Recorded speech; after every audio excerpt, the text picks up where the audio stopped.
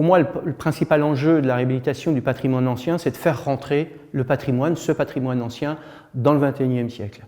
Et ça nécessite de faire comprendre aux propriétaires que leur bâtiment, même s'il a une logique propre, s'il ne fait pas partie des bâtiments les plus déperditifs, il faut qu'il devienne plus sobre d'un point de vue énergétique.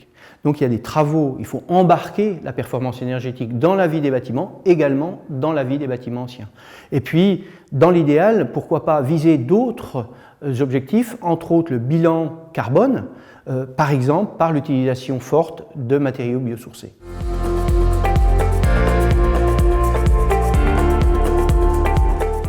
Alors, je pense qu'il faut aider, permettre, accompagner la création de dynamiques sur les territoires, afin de générer des premières réalisations intéressantes, les mettre en valeur. Et puis, parallèlement, il faut former les premiers architectes, les premiers maîtres d'œuvre, les premiers artisans à cette réhabilitation, des réhabilitations performantes dont on sera fier, qui iront assez loin d'un point de vue énergétique et qui préserveront le patrimoine.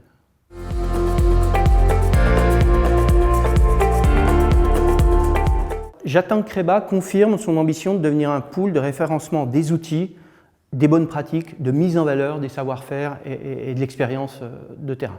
La Guidance Wheel, qu'il faudra rebaptiser si on veut rendre l'outil accessible, j'espère que ce n'est qu'un premier outil d'une longue liste à venir.